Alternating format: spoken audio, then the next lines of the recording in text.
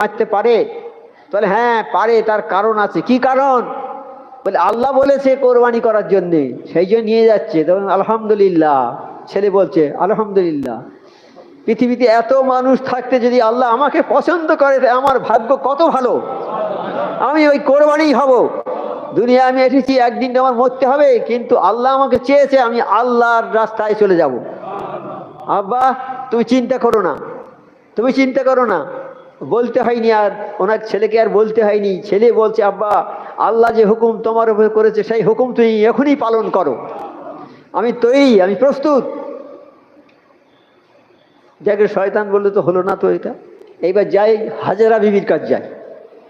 হাজেরা বিবির কাছে গিয়েছে কেন? শয়তান জানে যে আদম আলাইহিস সালামের কাছে গিয়ে যখন বললো যে আদম তুমি এই গাছটা খাও, তুমি এই বেহেশতে থেকে যাবে, অমর হয়ে যাবে, আর কোনো জায়গায় যেতে হবে না। তা আদম আলাইহিস সালাম বল না, আল্লাহ নিষেধ করে আমি খাবো না। তখন শয়তান পেছন দিক থেকে গেল, গিয়ে মা হাওয়া বিবির কাছে গিয়ে। মেয়েদের মন মচে একটু নরম কোমল হয়, নরম হয় সাধারণত। গিয়ে বলছে দেখো মা, একটা মানে সাধুর বেশ, আর খুব বড় পাঞ্জাবি টুপি, যেন খুব মানে কারি লোক, এরকম ভাবে গিয়েছে। গিয়ে বলছে যে আমি তো জানি এই বেশ যখন তৈরি হয়, আমি জানি এই বেহেশতের ওই গাছের ফল যে খাবে আর জীবনে তোমাদের কোনো জায়গায় যেতে হবে না, তোমরা অমর হয়ে যাবে। এখন মা হাওয়া ভুলে গেছে ওর কথা, শয়তানের চক্কে কুচক্কে করে ভুলে গিয়ে ওই গাছের ফল খাওয়ালো। আর তাদের শরীরে যে পোশাক, বেহেশতি পোশাক ছিল খুলে উলঙ্গ হয়ে গেল। বেহেশত থেকে আল্লাহ নামিয়ে দিলে যাও চলে যাও দুনিয়ায়। সেই সেই আদম আলাইহিস সালাম দুনিয়াতে এলো, সেই তারই সন্তান আমরা সব, আদম আলাইহিস সালামের সন্তান। এইবার মা হাওয়া বিবি তখন এই বলছে তাহলে আমি তো আদম আলাইহিস সালামকে পারিনি, মা হাওয়া বিবির কাছে গিয়ে তো অনুমোদন করে নিয়েছি, যাতে বেহেশত থেকে বিতাড়িত করে দিয়েছি। আমি হাজেরা বিবির কাছে যাই, মা হাজেরার কাছে গিয়ে বলি তাহলে তাহলে এইটা ঠিক হবে। মা হাজেরা বিবির কাছে বলছে মা তুমি কি জানো না তোমার ছেলেকে কোথায় নিয়ে যাচ্ছে? তুমি এত বোকা মেয়ে কেন? তোমার ছেলেকে কোথায় নিয়ে যাচ্ছে তোমার স্বামী? তো যেখানে অন্য জায়গায় বেড়াতে নিয়ে যাচ্ছে? বলছে না, ওকে মিনা নিয়ে যাচ্ছে, ওখানে গিয়ে তাকে জবাই করে দেবে। তো কেন, বাপ কখনো ছেলেকে জবাই করে? বলে এটা ঠিক, কিন্তু কোনো কারণ আছে। বলে কি কারণ? বলে আল্লাহ বলেছে জবাই করতে, কোরবানি করতে বলেছে, সেই জন্যে। তা মা হাজেরা বলছে হায় আল্লাহ, হায় আল্লাহ, আমার কত বড় সৌভাগ্য, পৃথিবী এত মানুষ থাকতে আমার ছেলেকে আল্লাহ পছন্দ করেছে, আমি কত ভাগ্যবান। যা আমার ছেলেকে কোরবানি দাও, দাও, আমার কোনো দুঃখ নেই। এইবার ইসমাইলের কোরবানি হচ্ছে, কোরবানি হচ্ছে। বলছে আব্বা তুমি দড়ি দিয়ে আমাকে ভালো করে বেঁধে নাও, আর তোমার চোখে কাপড় বেঁধে নাও, কারণ আমার মুখের দিকে চাইলে তুমি আমার পুত্র স্নেহে তুমি আমার জবাই করতে পারবে না। ভালো করে বেঁধে নিয়ে ছুরি চালালো, কিন্তু সে ছুরি কাটে না, কাটে না। বলছে আব্বা তুমি আমার প্রতি মমতা তোমার হচ্ছে, সেই জন্য তুমি কাটতে পারছো না, কাজেই তুমি আবার ছুরি চালাও। এইবার আবার জোরে ছুরি চালালো, তখন কাটলো না। এইবার উঠে কি করবে, দাঁড়িয়ে আছে, উঠে দাঁড়িয়েছে, দেখলো একটা দুম্বা উপরে জিবরাইল আলাইহিস সালাম গিয়ে দাঁড়িয়ে আছে। হ্যাঁ, এইবার উনি আবার ছুরি চালালো, সেই ইসমাইলের পরিবর্তে দুম্বাটা কোরবানি হয়ে গেল। সেই কোরবানি, সেই কোরবানির দিন এইটাই আমাদের। হ্যাঁ, কোরবানির মাটির রক্ত মাটিতে পড়ার আগে আল্লাহর কাছে কবুল হয়ে যায় কোরবানি। আর কি হয়, কি ফায়দা হয়? কোরবানির এক একটা পশুর পশমের পরিবর্তে এক একটা নেকি হয়। হ্যাঁ, এত বড় নেকি হয়। হাক্কানি দরুদ পড়ুন একবার।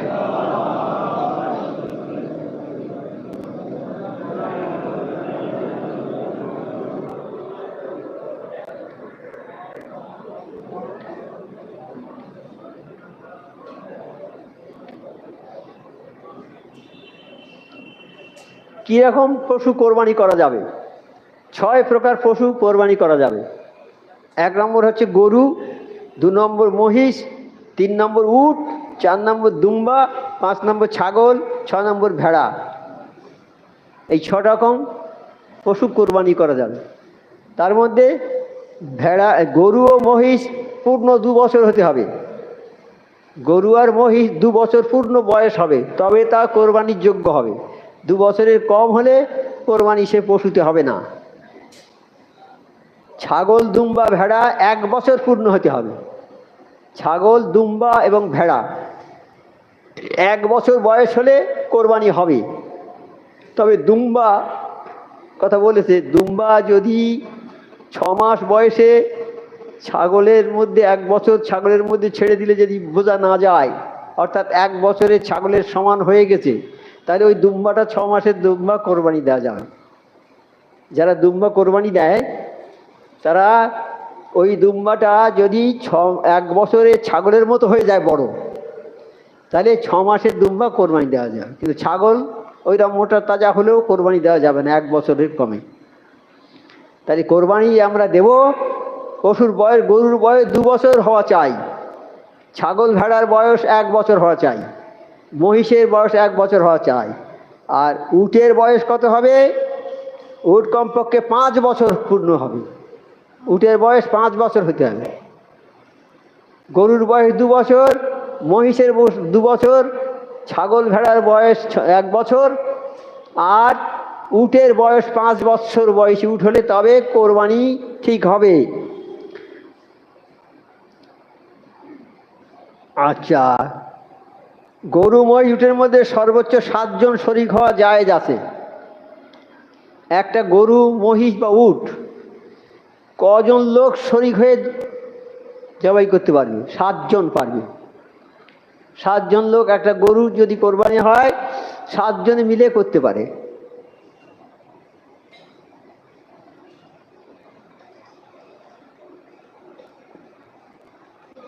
সাতজন মিলে করবে একটা গরু কোরবানি, একটা উটও তাই, একটা মহিষও তাই।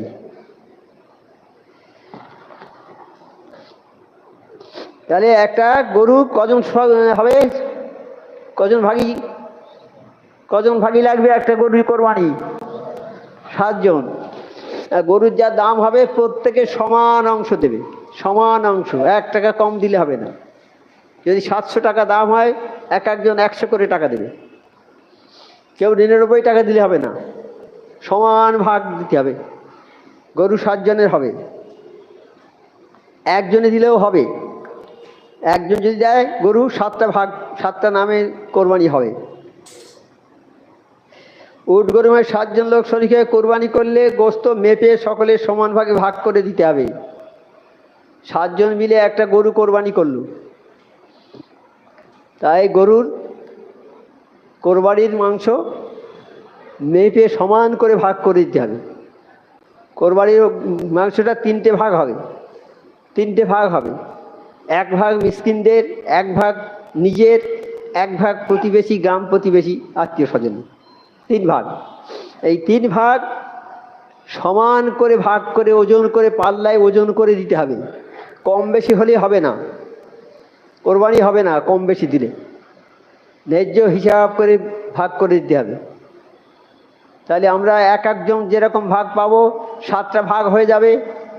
কোরবানি করে 7টা ভাগ হয়ে যায়, মেপে 7টা ভাগ সমান করে ভাগ হয়ে যাবে। একটা ভাগ আমি নিয়ে যাব, আমি নিয়ে 3টে ভাগ করব। একটা মিসকিনদের দেবো, একটা আমার আত্মীয় স্বজনের দেবো, একটা নিজের থাকবে। এইভাবে কোরবানিটা হবে। কোরবানি করে মেপে দিতে হবে, কম দিলে হবে না। আমরা আন্দাজ করে দিলে এই আন্দাজ করে দিই হবে না, আন্দাজ করে দিলে হবে না, মেপে দিতে হবে। অনেকে মনে করে যে এরা কিরকম লোক, গোশ মাপামাপি করছে, কিন্তু না, আল্লাহর হুকুম এটা করতে হবে, এইভাবে দিতে হবে, ন্যায্যভাবে মেপে দিতে হবে।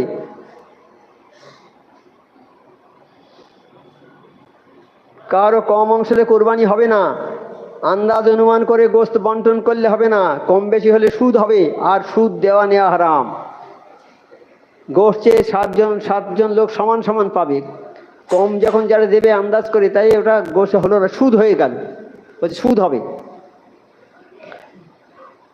শরিকদারকেও সামাজিকতা রক্ষা করা অথবা গোশত খাওয়ার নিয়ত থাকলে কার কোরবানি আদায় হবে না। কেউ যদি মনে করে যে আমি কোরবানি দিচ্ছি, ছেলেপিলেরা বাইরে কোথায় যাবে, গোশ আনতে যাবে, আমি কোরবানি দিচ্ছি গোশ খাওয়ার জন্যে, খাওয়ার নিয়েতে যদি কোরবানি করো তাহলে তোমার কোরবানি হবে না। কোরবানিটা করতে হবে আল্লাহর জন্য, খালেস আল্লাহর জন্য কোরবানি করতে হবে। তোমার তো খাবার তো পাবে, কিন্তু তোমার নিয়তটা হবে খালেস আল্লাহর জন্য কোরবানি করছি আমি। আমি যদি মনে করি যে কোরবানি দিচ্ছি ছেলেপেলেরা গোশ খাবে, তাহলে কোরবানি হলো না। নিয়ত খারাপ হলে সব খারাপ হয়ে যাবে। হ্যাঁ, নিয়তটাই হচ্ছে সর্বপ্রথম জিনিস।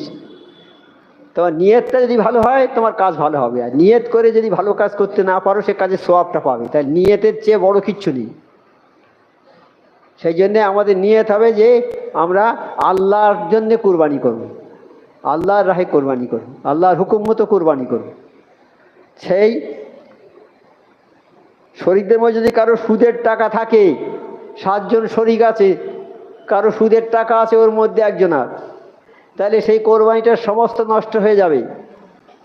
কারণ আমাদের টাকা ভালো তো, কিন্তু আমাদের টাকা থাকবে সেই মিশিয়ে দিলে খারাপ হয়ে যাবে। যেমন একটা পুকুর আছে, উদাহরণ, একটা পুকুর যদি কিছুটা বিষ ফেলে দেয় পানিতে, এক কোণে গিয়ে একটু বিষ ফেলে দেবো, দিয়ে বলো যাও পুকুর থেকে এক লোটা পানি নিয়ে এসো, তা তুমি নিয়ে অন্য কোণে থেকে নিয়ে আসবে, পানিটা বিষ হবে না? হবে না। ভালো পানি পাওয়া যাবে? তো তো এক কোণে বিষ ঢেলে দিয়েছি, কিন্তু বিষের ক্রিয়া সারা পানিতে হয়ে যাবে, যাবে না? যাবে তো। সেই রকম ওই 7 জনের মধ্যে একজনের টাকা যদি সুদের টাকা থাকে, তোমার কোরবানি সব নষ্ট হয়ে যাবে, হবে না। সেই জন্যই কোরবানি করার আগে যাচাই করে দেখে নিতে হবে। 1 নম্বর সে নামাজ পড়ে কিনা। তাই হাক্কানি দরবারে যারা আসে, হুজুর কোরবানি করব, আমরা বলি বাবা তুমি 5 ওয়াক্ত নামাজ পড়ো? জি হুজুর পড়ি। বাবা তোমার কোনো সুদের ব্যবসা আছে, সুদের সঙ্গে কোনো যোগ আছে? বলছে হুজুর নেই। হয়তো তো সেভিংস অ্যাকাউন্ট আছে, সুদ হয়তো 3 মাস অন্তর, সেটা কি করো? তবে হুজুর ওটা তো জানি না। ও এইরকমই আছে পড়ে, দেখো ওই বইটা আপডেট করে দেখে নাও, সুদ হয়ে গেছে ওতে, ওই সুদটা তুলে কাকচিলের খাইয়ে দেবে। এখন অনেক মানুষ বলছে কেন ওই টাকাটা কাকচিলের কেন খাওয়াবে? গরিব মানুষের দিলে কি হয়? গরিব মানুষ যারা খাওয়া হয় না তাদের দাও না, ওই সুদটা কেন কাকচিলের খাওয়াবে? গরিব মানুষ কি মানুষ নয়?